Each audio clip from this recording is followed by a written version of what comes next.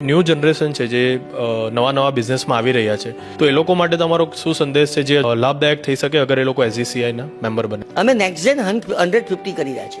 તમને થશે કે આ શું? તો અમે ગોવિંદભાઈ ધોળકિયા નહીં, ગોવિંદભાઈનો સન શ્રેયાંશને સાથે રાખીશું. અમે તુલસીભાઈ ધોળકિયા નહીં, એમના સન પિન્ટુભાઈને સાથે રાખીશું. અમે ટૂંકમાં આપણે નહીં, અમારું નેક્સ્ટ જનરેશન, હું નહીં, મારો દીકરો મંથન, આ 150 જે યંગ એન્ટરપ્રિન્યોર્સ છે, જે લોકો હવે પોતાના પિતાજીના ધંધાને, પેઢીના ધંધાને નવો ઓપ આપી રહ્યા છે, એ લોકો શું માંગે છે, એ લોકો શું વિચારે છે, એ લોકો શું ઈચ્છે છે, એ અમે આપીશું. આપણે જો યંગ ઉદ્યોગપતિઓને ગમતા કાર્યક્રમો અથવા એ લોકોને ઇન્વોલ્વ કરતા કાર્યક્રમો કરીએ, મહિલાઓને લગતા કાર્યક્રમ કરીએ.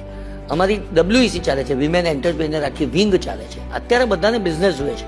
ચેમ્બરમાં પણ આ જ વાત છે કે લોક જાગૃતિના માધ્યમ દ્વારા ચેમ્બરે પોતાની હવા બદલીને જો લોકભોગ્ય કાર્યક્રમો આપવાની કોશિશ કરશે તો 100% લોકો સુધી પહોંચી શકો. અને 5 લાખનું સુરત 94માં આજે 85 લાખનું શહેર બન્યું છે, તો એ થોડું તો અઘરું હોય ને. ઓગસ્ટ મહિનો મેમ્બરશિપ ડેવલપમેન્ટ મંથ તરીકે ઉજવવાના છે અને ફંડ રેઝિંગ મંથ. એવી રીતે સપ્ટેમ્બરની અંદર અમે એસોસિએશન લાયઝનિંગ મંથ, એસોસિએશન અમારી બેકબોન છે, કારણ કે એના થકી અમે છીએ. નહીં તો એસોસિએશનના પ્રશ્નો અમારી પાસે નહીં આવે તો અમે પ્રશ્નો ક્યાંથી લાવવાના? એટલે ટૂંકમાં પરિવર્તનની હવાનો સ્વીકાર અમે કર્યો છે. એટલે અમને આશા છે કે અમે સમાજના છેલ્લામાં છેલ્લા સ્તર સુધી પહોંચી શકીશું.